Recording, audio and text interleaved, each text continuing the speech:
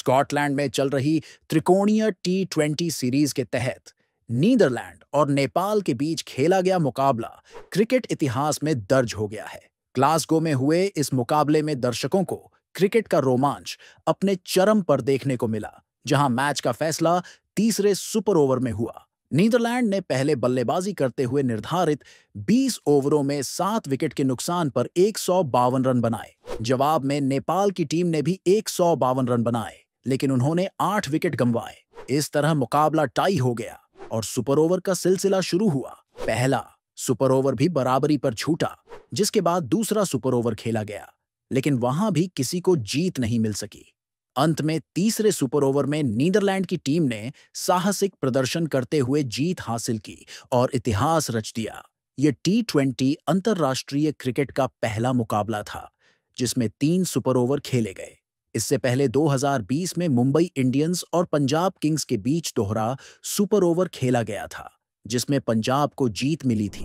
Canada में आयोजित G7 शिखर सम्मेलन इस बार विश्व राजनीति के तनावपूर्ण माहौल के बीच चर्चा में रहा। ईरान और इजरायल के बीच लगातार बढ़ते युद्ध की पृष्ठभूमि में G7 देशों की यह बैठक काफी अहम मानी जा रही थी। सम्मेलन में शामिल सदस्य देशों ने इजरायल का खुला समर्थन करते हुए ईरान के खिलाफ उसकी कार्रवाई को उचित ठहराया। हालांकि इस महत्वपूर्ण बैठक के दौरान एक अप्रत्याशित घटनाक्रम में अमेरिकी राष्ट्रपति डोनाल्ड ट्रंप ने सम्मेलन को बीच में ही छोड़ दिया और समय से पहले कनाडा से अमेरिका लौट आए। ट्रंप ने मीडिया से बातचीत में कहा कि तेहरान में रह रहे अमेरिकी नागरिकों को तुरंत शहर छोड़ देना चाहिए, क्योंकि स्थिति बेहद संवेदनशील हो चुकी है। ट्रंप के इस कदम से वैश्विक मंच पर एक नई बहस छिड़ गई है। रिपोर्ट्स के अनुसार G7 के अन्य सदस्य देशों ने इजरायल से संयम बरतने और ईरान के खिलाफ तनाव कम करने का दबाव बनाया है। साथ ही उन्होंने इस बात पर जोर दिया कि ईरान को परमाणु हथियार विकसित करने की इजाजत नहीं दी जा सकती। भारतीय क्रिकेट जगत से एक खुशी की खबर सामने आई है।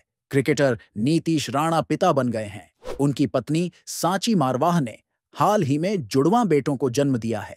इस शुभ समाचार की जानकारी खुद नीतीश राणा ने सोशल मीडिया पर एक भावुक पोस्ट के जरिए दी। उनकी इस पोस्ट पर क्रिकेट जगत से लेकर फैंस तक सभी लोग उन्हें बधाइयां दे रहे हैं। नीतीश और सांची की शादी साल 2019 में हुई थी। दोनों की जोड़ी सोशल मीडिया पर भी काफी लोकप्रिय रही है।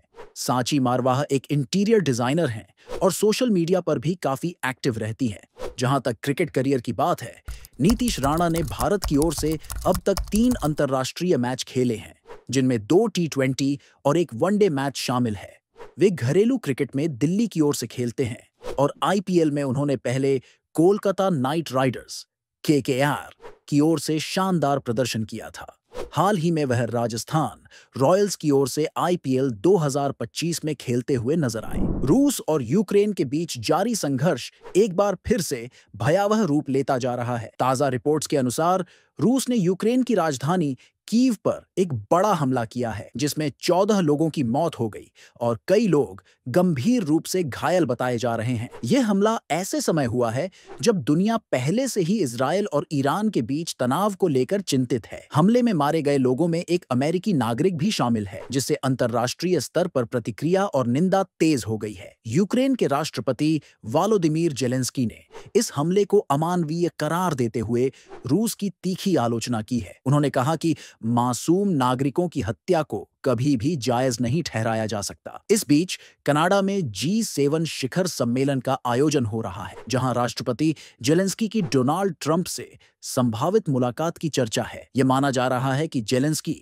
ट्रंप के साथ इस युद्ध को खत्म करने की दिशा में बातचीत कर सकते हैं। अगर आपको इस खबर से जुड़ी और जानकारी चाहिए हो तो हमारे YouTube चैनल को सब्सक्राइब करें, शेयर करें और बेल आइकन को प्रेस करें। धन्यवाद।